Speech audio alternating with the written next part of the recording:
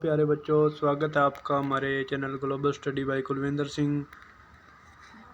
अगर आपने अभी तक हमारा चैनल सब्सक्राइब नहीं किया है तो जल्द जाएं, सब्सक्राइब बटन पर क्लिक करें और तो बेल आइकन प्रेस करें ताकि जो भी वीडियो हम अपलोड करें वो आप तक पहुंच जाए। पिछले टॉपिक में हमने वेल्डिंग से रिलेटेड ही कुछ टॉपिक पढ़े थे, उसमें गैस वेल्डिंग में दोष। ठीक है, अगर आपने वो वीडियो नहीं देखी है तो हमारी प्ले लिस्ट में जाएँ, ITI क्लासेस या CTI क्लासेस में थ्योरी की नोट्स की वीडियो हम बनाते हैं, उस प्ले लिस्ट में आपको वो वीडियो मिल जाएगी। आज का जो टॉपिक रहेगा हमारा हीट ट्रीटमेंट, ऊष्मा उपचार। ये हीट ट्रीट का बहुत सबसे इम्पोर्टेंट नया टॉपिक है। ठीक है, अगर आप साथ में आपके एग्ज़ाम भी होने वाले हैं तो हम फर्स्ट ईयर का सिलेबस अभी कंप्लीट करवा देंगे, थोड़ा सा बचा हुआ है। ठीक है, और सेकेंड ईयर का भी हम शुरू करेंगे जल्द ही। तो शुरू करते हैं ज़्यादा टाइम ना गवाते हुए टॉपिक ऊष्मा उपचार। ऊष्मा उपचार क्या होता है? यह एक ऐसी विधि है जिसके द्वारा धातु को गर्म और ठंडा करके उसके अंदर की बनावट तथा यांत्रिक गुणों को अपनी इच्छा अनुसार बदल सकते हैं।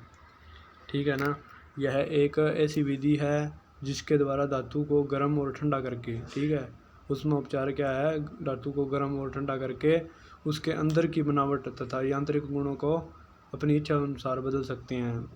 उसको कठोर भी बना सकते हैं और मुलायम भी। ठीक है, तो ठंडा और गर्म करके हीट ट्रीटमेंट। तो ऊष्मा उपचार के लाभ, ऊष्मा उपचार के क्या क्या लाभ हैं, हीट ट्रीटमेंट के क्या क्या लाभ हैं? धातु में कठोरता को बढ़ा सकते हैं, धातु को नरम कर सकते हैं, इसकी टेंसाइल स्ट्रेंथ व यांत्रिक गुणों को सुधारा जा सकता है। तो हमने आपको कहा था कि आप एक कॉपी लगा लीजिए और जितने भी नोट्स होंगे वो आप कॉपी के अंदर लिखते रहे। हम मेन टॉपिक करवाते हैं, ज़्यादा कुछ नहीं करवाते, बस नोट्स से पढ़ाते हैं और इसमें से आपको एग्ज़ाम में और विभिन्न कंपनियों के अंदर इंटरव्यू में क्वेश्चन पूछे जाएंगे। थर्ड पे हमारा इसकी टेंसाइल स्ट्रेंथ व यांत्रिक गुणों को सुधारा जा सकता है। फोर्थ पे है धातु के भौतिक गुण बदले जा सकते हैं। और फिफ्थ पे है धातु को मशीन करने योग्य बनाया जा सकता है। धातु में आई विकारों को ऊष्मा उपचार द्वारा दूर किया जा सकता है। आगे है धातु की संरचना। धातु की संरचना, धातुओं में कणों के आकार और प्रकार की धातु की संरचना है। आगे है स्टील के प्रमुख स्ट्रक्चर। स्टील के प्रमुख स्ट्रक्चर क्या है? फेराइट। फेराइट क्या होता है? यह शुद्ध लोहे का स्ट्रक्चर है जिसमें कार्बन की मात्रा बहुत कम होती है। यह बहुत ही नरम व डक्टाइल होता है। सीमेंटाइट क्या होता है? लोहे व कार्बन के रासायनिक मिश्रण को सीमेंटाइट कहते हैं। तो जिस सीमेंट को मिलाया जाता है ना, वैसे ही लोहे और कार्बन को मिक्स करके जो लोहा बनाया जाता है उसे सीमेंटाइट कहते हैं। लोहे व कार्बन का मिश्रण होता है। यह बहुत ही कठोर और भंगुर होता है, यह मजबूत नहीं होता है सीमेंटाइट। थर्ड पे हमारा पियरलाइट। यह फेराइट व सीमेंटाइट का मिश्रण होता है। फेराइट धातु होती है और इसमें 88% फेराइट और 12% सीमेंटाइट होता है। यह बहुत ही मजबूत होता है और यह माइल्ड स्टील व कास्ट आयरन में भी होता है, ये ध्यान रखना है। तो इसमें जो फेराइट की मात्रा होता है पियरलाइट में 88% होता है।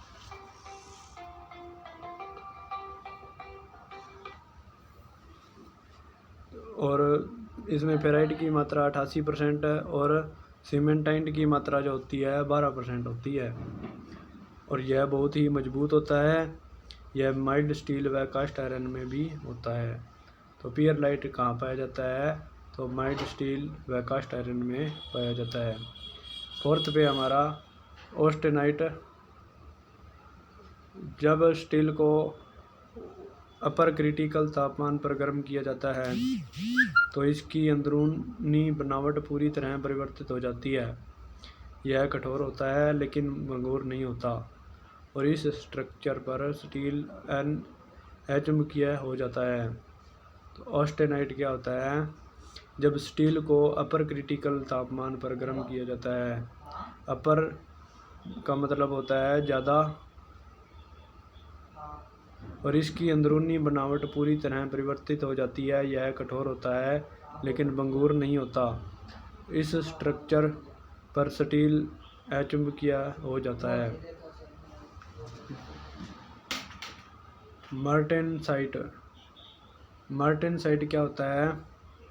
मार्टेनसाइट स्ट्रक्चर ऑस्टेनाइट स्ट्रक्चर वाली स्टील को तुरंत ठंडा करके प्राप्त किया जाता है। यह बहुत ही कठोर और भंगुर होता है। मार्टेनसाइट स्ट्रक्चर ऑस्टेनाइट स्ट्रक्चर वाली स्टील को तुरंत ठंडा करके प्राप्त किया जाता है। आगे है 6th पे हमारा ट्रोस्टाइट।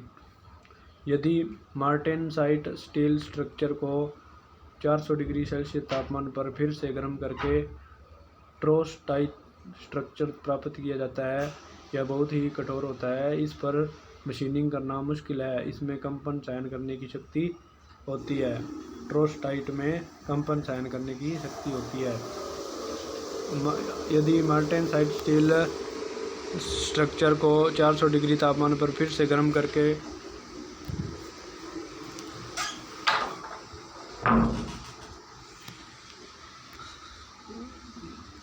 दोबारा से देख लेते हैं। 6th में हमारा ट्रोस्टाइट। यदि मार्टेनसाइट स्टील स्ट्रक्चर को 400 डिग्री तापमान पर फिर से गर्म करके ट्रोस्टाइट स्ट्रक्चर प्राप्त किया जाता है तो यह बहुत ही कठोर होता है। इस पर मशीनिंग करना मुश्किल है। इसमें कंपन सहन करने की शक्ति होती है। 7th पे हमारा सोरबाइट। इसमें स्टील को 700 डिग्री तापमान तक गर्म करके और टेम्परिंग करके ठंडा करने पर सोरबाइट स्ट्रक्चर प्राप्त किया जाता है और यह मजबूत और डक्टाइल होता है। क्रांतिक बिंदु क्या होता है? क्रिटिकल पॉइंट क्या होता है? क्रिटिकल पॉइंट जब स्टील को उच्च तापमान तक गर्म किया जाता है तो तापमान एक ही दिशा में बढ़ता है और फिर एक विशेष बिंदु पर पहुंचकर ताप बढ़ना बंद हो जाता है, अर्थात थोड़ी देर के लिए एक जगह पर रुक जाता है। जिस विशेष बिंदु पर तापमान बढ़ना बंद हो जाता है तो उसे क्रिटिकल पॉइंट कहते हैं। यह बिंदु दो प्रकार के होते हैं। Lower critical point 723 degree Celsius तापमान और अपर क्रिटिकल जो होगा 800 डिग्री सेल्सियस से अधिक होगा। आगे है क्रांतिक रेंज क्या होती है? क्रांतिक रेंज लोअर क्रिटिकल तापमान से अपर क्रिटिकल तापमान के मध्य तापमान को क्रिटिकल रेंज कहते हैं। लोअर क्रिटिकल तापमान से अपर क्रिटिकल तापमान के मध्य तापमान को क्रिटिकल रेंज कहते हैं। प्लेन कार्बन स्टील कार्बन की प्रतिशतता के अनुसार उसके नाम, यह 3 नामों से जानी जाती है। हाइपोट्यूड स्टील। इस स्टील में 0.8% तक 0.8 इस स्टील में 0.8% तक कार्बन होती है और इसमें फेराइट स्ट्रक्चर होता है।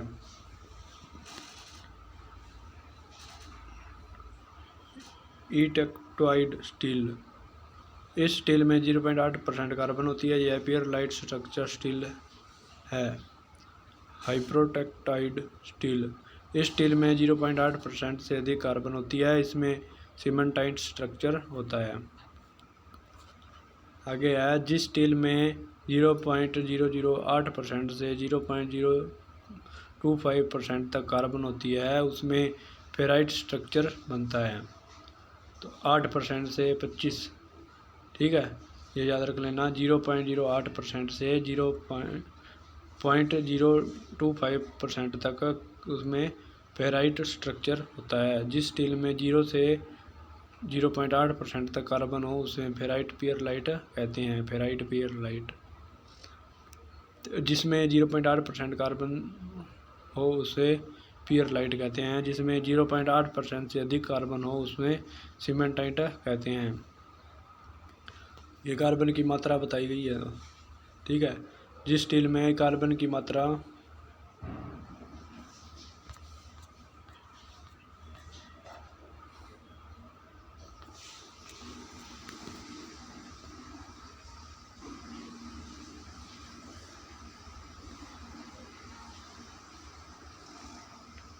जिस स्टील में कार्बन की मात्रा 0.008% से 0.025% तक कार्बन होती है तो उसमें फेराइट स्ट्रक्चर बनता है। तो जिस स्टील में कार्बन की मात्रा 0% से 0.8% तक हो उसे फेराइट पियर लाइट कहते हैं। जिसमें 0.8% कार्बन हो उसे पियर लाइट कहते हैं। जिसमें 0.8% से अधिक कार्बन हो उसे सीमेंटाइट कहते हैं। ऊष्मा उपचार का वर्गीकरण। ऊष्मा उपचार का वर्गीकरण इसमें नंबर 1 पर होगा संतुलित दिशाएं। इसमें एनेलिंग तथा सामान्यीकरण होता है संतुलित दिशाएं में। और सेकंड पे है असंतुलित दिशाएं। इसमें कठोरीकरण और तथा टेम्परिंग होती है। ऊष्मा उपचार का वर्गीकरण 2 भागों में किया जाता है, जैसे संतुलित दिशाएं और असंतुलित दिशाएं। संतुलित दिशाओं में एनेलिंग और सामान्यीकरण होगा और असंतुलित में कठोरीकरण तथा टेम्परिंग होगा। ये लिख लीजिए। ऊष्मा उपचार की विधियाँ, तो कौन कौन सी विधियाँ हैं ऊष्मा उपचार की। कठोरीकरण। कठोरीकरण क्या होता है, किसी भी मुलायम स्टील को घिसने से बचाने के लिए अथवा टूल आदि को किसी धातु को काटने योग्य बनाने के लिए उसे किसी विशेष तापमान पर गर्म करके ठंडा करने की क्रिया को हार्डनिंग कहते हैं। जिसमें स्टील हार्ड हो जाता है वह भंगुर हो जाता है। स्टील में कठोरता उसमें उपस्थित कार्बन तथा ठंडा करने की दर पर निर्भर करती है। जिस इस्पात में 0.83% से कम कार्बन हो उसको अपर क्रिटिकल तापमान में थोड़ा ऊपर तक गर्म किया जाता है और जिस इस्पात में 0.83 से अधिक कार्बन हो उसे लोअर क्रिटिकल तापमान से थोड़ा ऊपर तक गर्म किया जाता है। तो कठोरीकरण क्या होता है, किसी भी मुलायम स्टील को घिसने से बचाने के लिए, स्क्रैच पड़ने के लिए अथवा टूल आदि को किसी धातु को काटने योग्य बनाने के लिए, जैसे आप आरी का ब्लेड जो होता है, ठीक है, उसको काटने योग्य बनाने के लिए बहुत से काटने के उपकरण हैं, ठीक है। तो उसे किसी विशेष तापमान पर गर्म करके ठंडा करने की क्रिया को हार्डनिंग कहते हैं। गर्म करके ठंडा करना हार्डनिंग कहलाती है। जिसमें स्टील हार्ड हो जाता है वह भंगुर हो जाता है, ठीक है। स्टील में कठोरता उसमें उपस्थित कार्बन तथा ठंडा करने की दर पर निर्भर करती है। स्टील में कठोरता उसमें उपस्थित कार्बन तथा ठंडा करने की दर पर निर्भर करती है। और जिस इस्पात में 0.83% से कम कार्बन हो उसको अपर क्रिटिकल तापमान से थोड़ा ऊपर तक गर्म किया जाता है और जिस तापमान में 0.83 से अधिक कार्बन हो उसमें लोअर क्रिटिकल तापमान से थोड़ा ऊपर तक गर्म किया जाता है। आगे है सूखने का समय। इस्पात को गर्म करने के पश्चात इस्पात को उसी तापमान पर थोड़ी देर के लिए रखा जाता है। इस विधि को सोखना कहते हैं, सोकिंग, ठीक है। तो सोकिंग क्या होती है, इस्पात को गर्म करने के पश्चात इस्पात को उसी तापक्रम पर थोड़ी देर के लिए रखा जाता है और इस विधि को सोखना या सोकिंग कहते हैं। 10 mm मोटी स्टील के लिए 5 मिनट तक सोखने का समय होता है। 10 mm मोटी स्टील के लिए 5 मिनट सोखने का समय होता है। क्वेचिंग क्या होती है, क्वेचिंग क्रिटिकल तापमान तक गर्म हुए स्टील को जल, तेल या किसी अन्य तरल पदार्थ में शीघ्र ठंडा करने की विधि को क्वेचिंग कहते हैं। दोबारा देख लीजिए, क्वेचिंग क्या होती है, क्वेचिंग क्रिटिकल तापमान तक गर्म हुए स्टील को जल, तेल या किसी अन्य तरल पदार्थ में शीघ्र ठंडा करने की विधि को क्वेचिंग कहते हैं। मीडियम ऑफ क्वेचिंग, तो इसका माध्यम क्या है, जल्दी ठंडा करने के लिए नमक या कास्टिंग सोडा प्रयोग किया करते हैं, ठीक है। अगर किसी धातु को जल्दी ठंडा करना है, हमने नमक या कास्टिंग सोडा का मिश्रण करके जल्दी ठंडा किया जाता है। बहुत धीमा ठंडा करने के लिए, मतलब धीरे धीरे, ठीक है, तो वायु में ठंडा करेंगे उसको। मध्यवर्ती बुझाने के लिए, मतलब थोड़ा धीमे से थोड़ा, तो उसको तेल में ठंडा करेंगे साधारणतया पानी या तेल से। और अलॉय स्टील को बुझाने में वायु का प्रयोग करेंगे। टेम्परिंग क्या होती है? टेम्परिंग कठोरीकरण से स्टील कठोर व भंगुर हो जाती है। इस भंगुरता को दूर करने के लिए स्टील के मार्टेनसाइट संरचना को टूरासाइट संरचना में बदलने की विधि टेम्परिंग कहते हैं। मार्टेनसाइट संरचना को टूरासाइट संरचना में बदलने की विधि टेम्परिंग। इसमें स्टील में चोट, झटके या कंपन बर्दाश्त करने की शक्ति आ जाती है। टेम्पर करने के लिए हार्ड की हुई स्टील को उचित तापमान पर 220 डिग्री से 330 डिग्री तक व एलॉय स्टील और हाई स्पीड स्टील को 560 तक गर्म करके तेल या दूसरे टेम्परिंग द्रव्य में या कई बार लैंड में ठंडा किया जाता है। गर्म स्टील के उतने ही ठंडा किया जाता है जिसको टेम्पर किया जाना है। तो इसमें उपकरण कौन कौन से हैं? टेम्परिंग, तापमान क्या है, रंग क्या है? तो कोल्ड चिजल, शियर ब्लेड, पेचकस, स्प्रिंग, ठीक है। इसकी टेम्परिंग करने के लिए 315 डिग्री सेल्सियस तापमान होना चाहिए और इसका रंग जो होता है हल्का नीला हो जाता है। स्पिनर, सूक्ष्म आरी के ब्लेड, 293 डिग्री सेल्सियस तापमान और इसका रंग नीला हो जाता है। तलवार, वॉइस के जो चक की, ठीक है, तो इसमें 288 डिग्री सेल्सियस इसका गहरा बैंगनी रंग हो जाता है। टूल, लकड़ी काटने के औजार, 277 डिग्री सेल्सियस तापमान होता है, बैंगनी कलर हो जाता है इसका।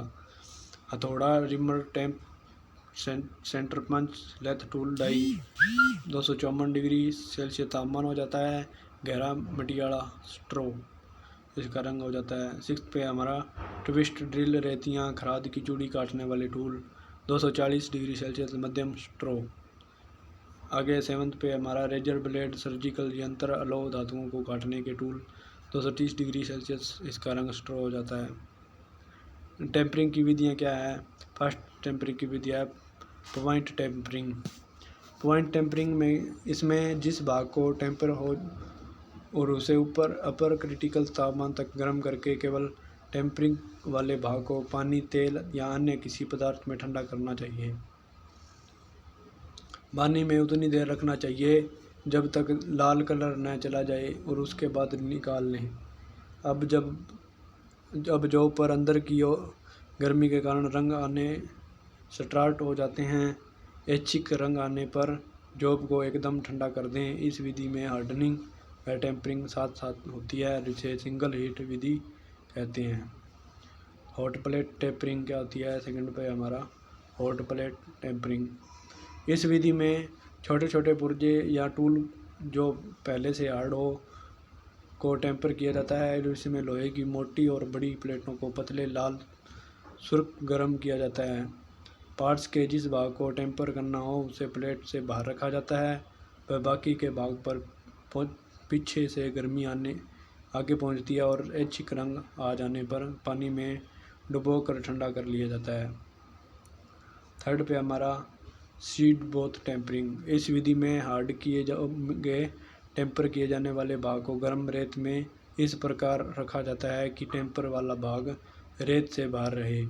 रेत की गर्मी पीछे से पॉइंट पर आती है, टेम्परिंग कलर आने पर ठंडा कर देते हैं। फोर्थ पे हमारा लेड बोथ टेम्परिंग। इसमें 7:5 में रंगे और शीशे को मिलाकर कढ़ाई जैसे बर्तन में मिलाया लेते हैं और जॉब को तार से बांधकर इस प्रकार डुबोते हैं कि टेम्पर वाला पॉइंट बाहर रहे। आवश्यक रंग आने पर ठंडा कर दिया जाता है और यह विधि स्प्रिंग आदि के लिए उत्तम है। थर्ड पे हमारा एनीलिंग। कठोर स्टील को मशीनिंग करने योग्य बनाने के लिए नरम करने की विधि को एनीलिंग कहते हैं। एनीलिंग क्या होती है?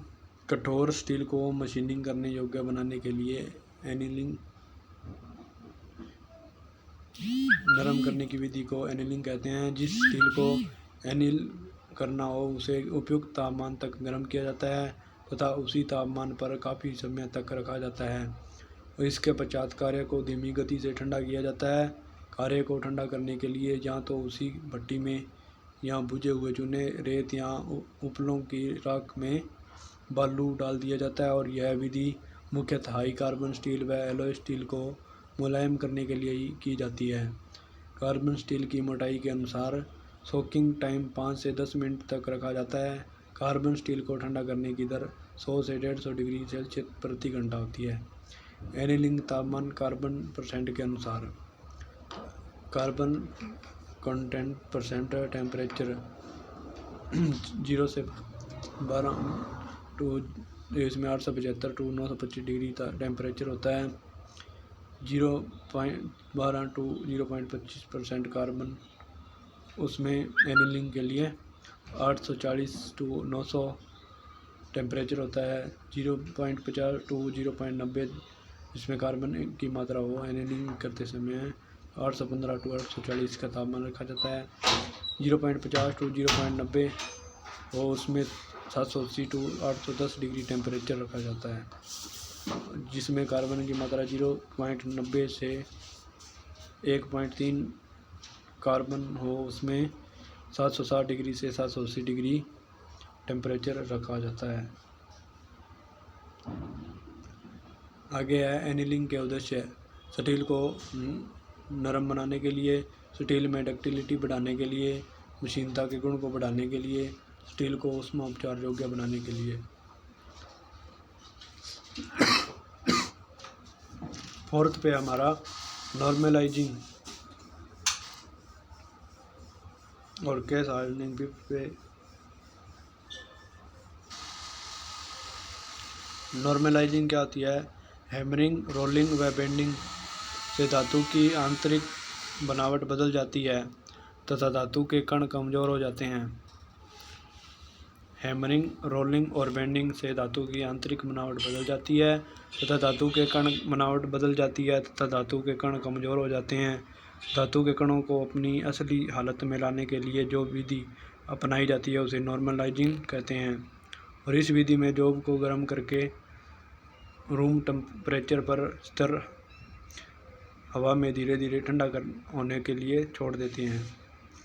और केस हार्डनिंग में इस विधि में माइल्ड स्टील और लो कार्बन स्टील के बने पुर्जों को घिसने से बचाने के लिए उनकी बाहरी सतह को कठोर किया जाता है क्योंकि माइल्ड स्टील आदि में कार्बन की मात्रा कम होने के कारण उसे हार्ड नहीं किया जा सकता और इस विधि में जॉब का अंदर का भाग पूरा नरम रहता है। केवल जॉब की ऊपरी सतह ही हार्ड रखी जाती है ताकि जॉब न घिसे न ही टूटे। केस हार्डनिंग की विधियाँ। केस कार्बोराइजिंग केस हार्डनिंग की विधियाँ हैं ये। इस विधि में जॉब की बाहरी सतह पर कार्बन की मात्रा बढ़ाकर केस हार्ड किया जाता है। यह निम्नलिखित तरीकों से की जाती है। Pack carburising. इस विधि में कार्यखंड को साफ करके स्टील या कास्ट आयरन के बक्से में कार्बन युक्त पदार्थों जैसे हाइड्रो के चूरे, लकड़ी का कोयला, बेरियम कार्बोनेट, सोडियम कार्बोनेट, झुलसा हुआ चमड़ा आदि इस प्रकार रखा जाता है कि बक्से में मिश्रण की पहले एक तह बिछाई जाती है। फिर जॉब को बक्से में मिश्रण के साथ बंद कर एयर टाइट कर दिया जाता है और इस मिश्रण को भट्टी में 850 डिग्री सेल्सियस से 1000 डिग्री तापमान तक गर्म किया जाता है। गर्म करने से मिश्रण से निकली कार्बन जॉब की बाहरी सतह में मिलकर कठोर कर देते हैं। सेकंड पे है सोडियम कार्बोराइजिंग। इस विधि में sodium chloride, sodium cyanide, sodium carbonate का मिश्रण एक बड़ी कोठली में डालकर 900 डिग्री सेल्सियस तक गर्म करते हैं जिसमें मिश्रण द्रव्य में बदल जाता है। इस द्रव्य में जॉब को तार से बांधकर या लोहे की छलनी में रखकर डुबो देते हैं। और इससे बाहरी सतह कठोर हो जाती है। जॉब को द्रव्य में निकालकर एकदम ठंडा कर लिया जाता है। थर्ड पे हमारा गैस कार्बोराइजिंग। इस विधि में जॉब को एक विशेष बंद फर्नेस चैम्बर में रखा जाता है और अधिक कार्बन वाली गर्म गैसों को निश्चित दाब से गैस चैम्बर में छोड़ा जाता है। इसमें carbon monoxide, propane, ethane, butane, methane आदि प्रयोग में लाई जाती है। भट्टी का तापमान 1030 डिग्री तापमान से लगभग रखा जाता है। सेकंड पे हमारा नाइट्राइजिंग। इस विधि में पार्ट की बाहरी सतह में कार्बन के स्थान पर नाइट्रोजन गैस पहुंचाई जाती है और जब नाइट्रोजन आयरन के साथ मिलती है तो आयरन नाइट्राइड बनता है, जो बहुत ही कठोर मटेरियल होता है। इसके लिए मफल फर्नेस के अंदर पार्ट रखकर उन्हें 510 डिग्री सेल्सियस से 640 डिग्री सेल्सियस तापमान में अमोनियम गैस दी जाती है, जो गर्म होकर हाइड्रोजन और नाइट्रोजन में विभाजित हो जाती है, जो पार्ट्स की सतह में प्रवेश करके आयरन नाइट्राइड बनाती है, जिसमें अधिकतर एलॉय स्टील की केस हार्डनिंग की जाती है। नाइट्राइडिंग इन सॉल्ट। क्या होता है नाइट्राइडिंग इन सॉल्ट? इस विधि में स्टील पार्ट को 400 डिग्री तक गर्म करके 520 डिग्री सेल्सियस से 570 डिग्री सेल्सियस तापमान वाले नमक के घोल में डुबोया जाता है और इससे जॉब की सतह पर 0.01 से 0.02 mm मोटी कार्बन और नाइट्रोजन की परत जम जाती है, जो उसे कठोर बना देती है। साइनाइडिंग क्या होती है? यह सबसे सस्ती विधि है। सस्ती होने के कारण ऑटोमोबाइल पार्ट जैसे gear, worm wheel, gear soft आदि इस विधि द्वारा ही केस हार्ड करने के लिए सबसे सस्ती विधि है। इसमें जॉब को साइनाइडिंग बहुत में गर्म किया जाता है, जिसमें 30% sodium, 35% sodium carbonate, 35% sodium chloride होता है। इस मिश्रण को 800 डिग्री से 850 डिग्री तापमान तक गर्म किया जाता है। साइनाइडिंग प्राय 3 विधियों से की जाती है, जिसमें गैस साइनाइडिंग प्रचलित है। इसमें छिड़कन विधि, द्रव्य cyaniding, gas cyaniding. Gas cyaniding क्या होता है? माइल्ड स्टील से बने अधिक उत्पादन के लिए यह विधि उपयुक्त है, क्योंकि इसमें कार्य करने वाले व्यक्ति के स्वास्थ्य पर दूषित प्रभाव नहीं पड़ता। इसमें जॉब को पहले मफल फर्नेस चैम्बर में बिजली द्वारा लगभग 850 डिग्री तक गर्म किया जाता है और तत्पश्चात अमोनियम तथा कार्बन मोनोऑक्साइड गैसों के मिश्रण के दबाव के साथ फर्नेस के चैम्बर में छोड़ा जाता है, जिसमें जॉब की बाहरी सतह बहुत कठोर हो जाती है। फोर्थ पे हमारा फ्लेम हार्डनिंग। फ्लेम हार्डनिंग इस विधि में माइल्ड स्टील की अपेक्षा केवल मीडियम कार्बन स्टील के बने पुर्जे जैसे crank pin, axle, cam, gears आदि केस हार्ड किए जाते हैं। इस विधि में जॉब की बाहरी सतह को घुमाते हुए flame torch, oxy acetylene torch द्वारा एक किनारे से दूसरे किनारे तक गर्म किया जाता है और उसके बाद गर्म सतह को पानी के फुहारे द्वारा शीघ्र ठंडा किया जाता है, जिसमें जॉब की बाहरी सतह लगभग 5 से 12 mm गहरी केस हार्ड हो जाती है। और फिफ्थ पे हमारा इंडक्शन हार्डनिंग। यह विधि गैस प्रोडक्शन में अपनाई जाती है, जिसमें जॉब की बाहरी सतह को उसके आकार के अनुसार बने विद्युत इंडक्ट में रखा जाता है और इसमें तांबे के बने इंडक्शन कॉइल लगे होते हैं। जॉब का तापमान 750 डिग्री से 800 डिग्री तक के बीच रखा जाता है और फिर गर्म जॉब को फुहारे द्वारा शीघ्र ठंडा करके जॉब की बाहरी सतह कठोर हो जाती है और यह केवल 0.5% कार्बन वाले पुर्जे जैसे एक्सल, गियर्स, कैम, सॉफ्ट आदि के लिए उपयुक्त है। जॉब के टेढ़े होने की संभावना नहीं होती। हाई स्पीड स्टील की एनीलिंग। थोड़ा सा रह गया है, जल्दी कंप्लीट कर देते हैं। हाई स्पीड स्टील की एनीलिंग। सर्वप्रथम हाई स्पीड स्टील को भट्टी में गर्म करते समय 4 घंटे तक 900 डिग्री तक सोखना चाहिए। उसके बाद ठंडा करने के लिए 600 डिग्री तक तापमान लाने के लिए 20 डिग्री प्रति घंटे की दर से ठंडा करना चाहिए। बाद में हवा में कक्ष तापक्रम तक ठंडा होने देना चाहिए। आगे है हाई स्पीड स्टील का कठोरीकरण।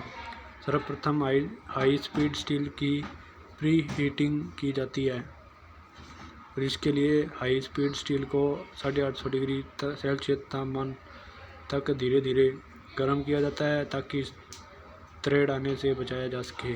और उसके बाद इसे सॉल्ट बाथ फर्नेस में लगभग 1250 डिग्री सेल्सियस तक तुरंत गर्म किया जाता है और इसकी क्वेचिंग